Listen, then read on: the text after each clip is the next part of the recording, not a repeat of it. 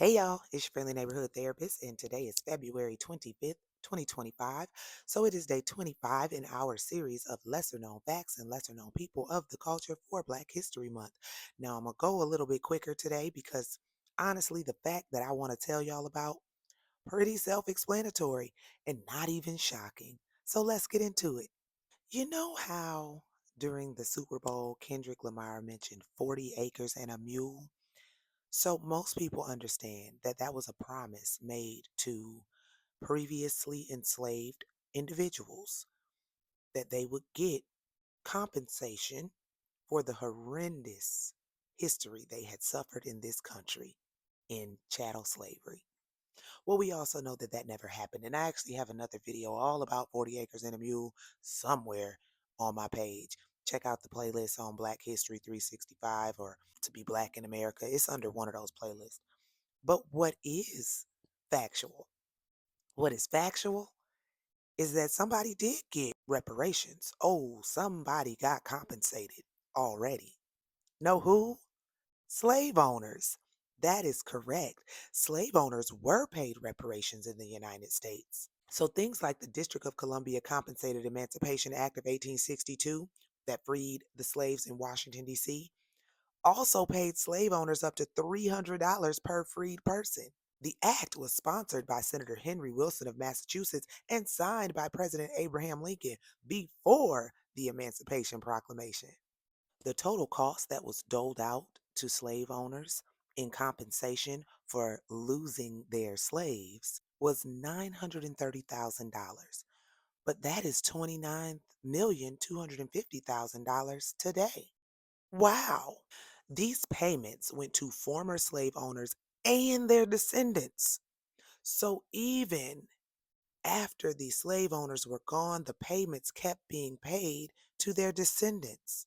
But no enslaved person ever received any compensation or any reparations for actually being enslaved. Also, that Compensated Emancipation Act was the first time the federal government authorized the abolition of slavery. So if you notice the year, 1862, that is a little bit before the Emancipation Proclamation. Also, according to historical records, several other countries did this same thing, gave reparations and compensations to previous slave owners for the loss of their slaves due to the abolition of slavery. For example, historical records show that the British government just finished paying off the debt incurred to compensate slave owners in 2015.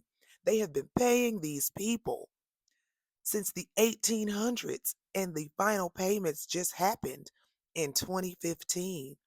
Yet they continue to say how hard it would be to compensate the descendants of the enslaved.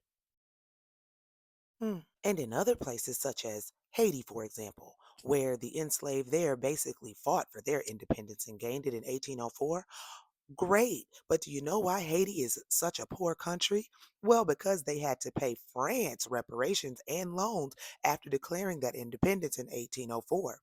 Haiti paid almost 560 million in today's dollars to France for basically saying, we want our independence and don't want to be enslaved.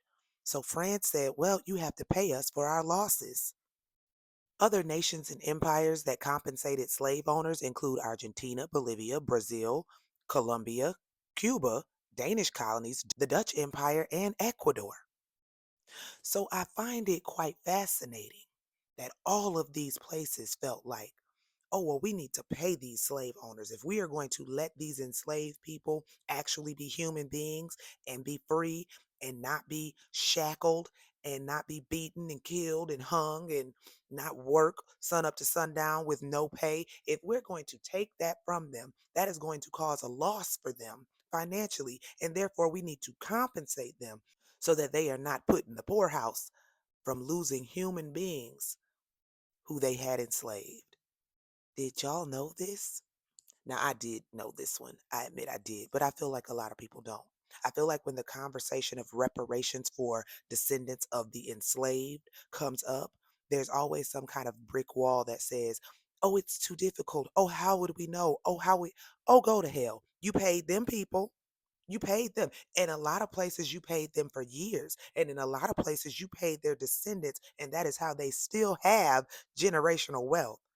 But you didn't pay the people who actually were doing the work, who never got paid for doing the work. Okay, it's not that hard. It really isn't. You figured out a way to pay them. You figured out a way to pay colonizers and murderers. You figured that out. So I'm sorry, I don't really want to hear that you can't figure out how to pay us. Because, yes, I know for a fact that I am a descendant of slavery on both sides, because there are people in my family who have been able to trace it back that far. So I don't want to hear that we can't be paid. I really don't.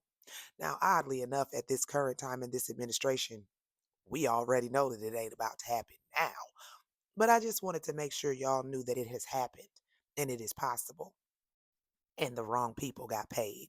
And they still hold power because they still hold economic power. And they made sure that that would happen. All right, y'all. Have a beautiful, wonderful rest of your day and see you tomorrow for day 26 in our series of lesser known facts and lesser known people of the culture for Black History Month.